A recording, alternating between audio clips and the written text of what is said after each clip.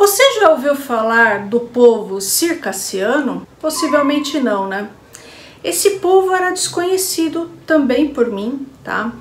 Eu tomei contato com a história deles estudando o Império Turco-Otomano. O povo circassiano tem uma história triste. Eles foram escravizados durante o Império Turco-Otomano e acabaram passando por um genocídio perpetrado pelos russos durante o período czarista. Hoje a gente vai conhecer um pouco da história do povo circassiano. Olá pessoal, tudo bom com vocês? Meu nome é Juliane e você está no canal Vai e Veja. Seja muito bem-vindo a esse modestíssimo espaço.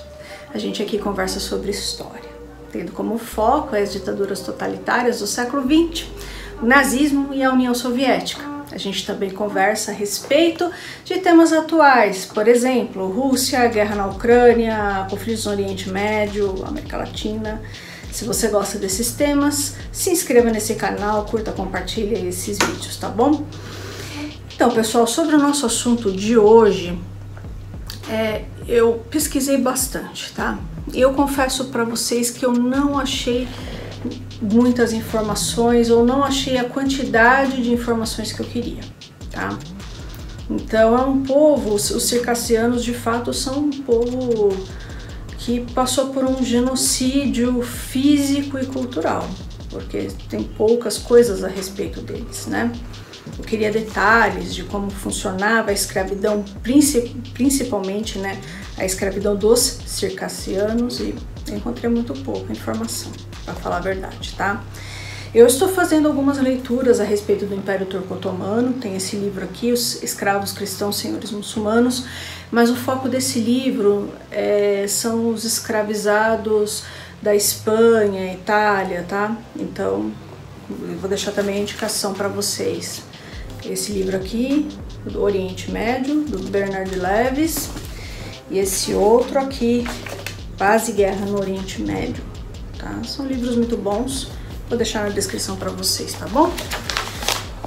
Muito bem, pessoal, e eu vou dar uma pequena introdução de como funcionava a escravidão no Império Turco-Otomano e a gente entra no nosso assunto, ok?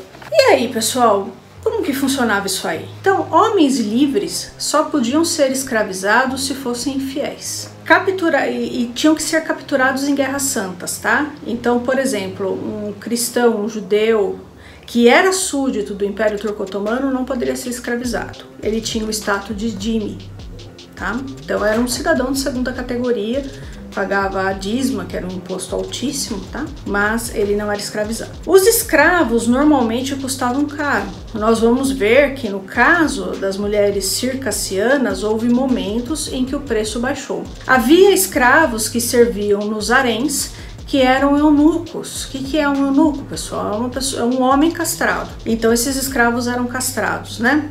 E normalmente esses escravos eram do Sudão, mas havia também escravos do Cáucaso e dos Balcãs, que serviam como eunucos, né? Como a castração ela é proibida no islamismo, então essa castração era feita fora do território do Império Turco-Otomano, então eles já entravam no território castrados, tá?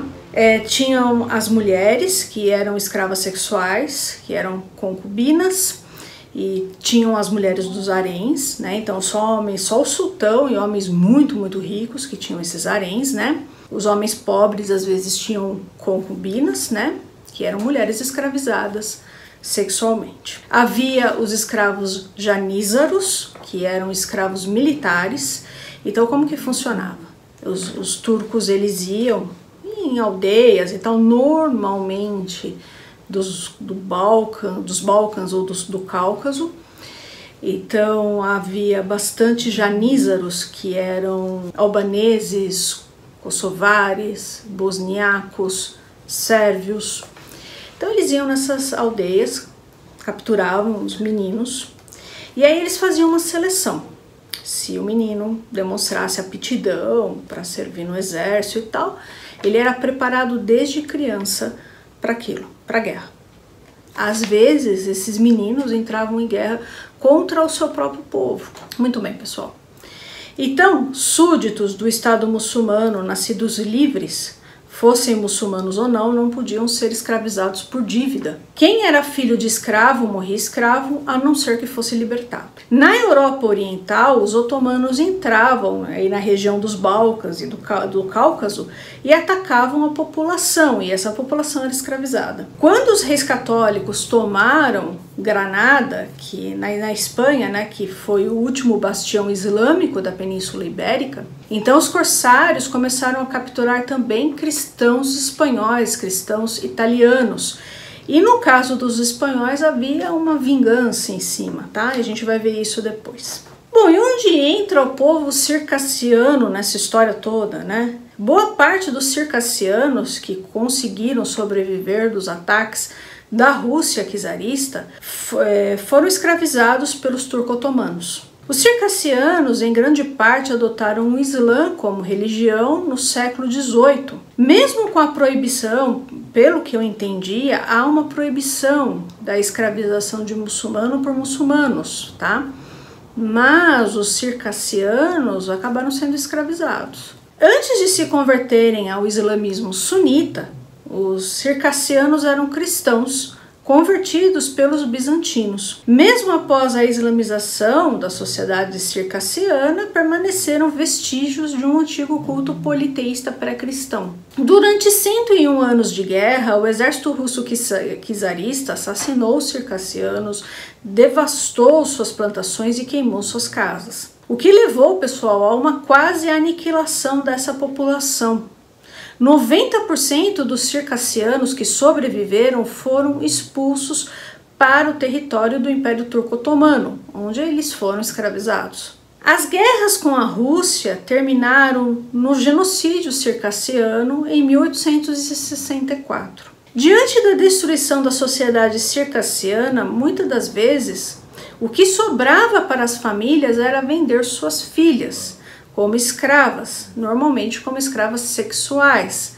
Por elas serem brancas, né, o valor delas era mais alto no mercado. A quantidade de mulheres circassianas nos mercados de escravos foi tão grande que o preço de uma menina era 5 libras. Então houve períodos que o preço dos escravos circassianos estava muito baixo porque havia muita gente. Alguns senhores vendiam suas escravas africanas para comprar escravas brancas circassianas, que valiam mais. O jornal norte-americano New York Daily publicou uma matéria, isso em 1862, publicou uma matéria sobre o comércio de escravos circassianos, principalmente de mulheres. E as pessoas ficaram horrorizadas com o fato de que pessoas brancas estavam sendo escravizadas. Criou-se, a ideia de que escravos eram só as pessoas escravizáveis, digamos assim, eram só os africanos, não os brancos. Tá? Mas na história houve bastante períodos em que os brancos também foram escravizados, Muito bem, pessoal, e assim criou-se o mito da beleza circassiana. Houve donos de casas de shows que contratavam mulheres americanas e mentiam, falando que essas moças eram circassianas. Na verdade, os americanos nunca tinham visto uma pessoa circassiana na vida deles, Mas criou-se esse mito das mulheres brancas, lindas, escravizadas por senhores muçulmanos, Então as pessoas ficavam horrorizadas, como assim isso acontece, tá? Mas assim, o horror à escravidão negra era bem menor, tá? E aí, pessoal, após a dissolução do Império Otomano, os circassianos foram dispersados para vários estados recém-formados, incluindo Turquia, Síria, Jordânia, Palestina e Israel. Então, pessoal, muitas pessoas dessas regiões descendem de circassianos e às vezes nem sabem, que foram escravizadas e, enfim, nem sabem de onde a família delas vem e tudo mais. Algumas pessoas sabem, porque eu pesquisei, há uma comunidade circassiana em Israel. Então, essa pessoal ainda mantém as tradições e tudo mais, e há uma comunidade circassiana também na Turquia. E eles têm um ódio aos russos bastante grande, né? Odiavam a União Soviética também, os czaristas, né? Claro, muito mais. Mas é isso aí, pessoal. Eu vou ficando por aqui. Eu espero muito que vocês tenham gostado do vídeo de hoje. E eu peço a sua gentileza para você se inscrever nesse canal, curtir, compartilhar esse vídeo com seus amigos e publicá-lo nas suas redes sociais. Tudo é muito importante, tá bom? Um abraço e até o próximo vídeo.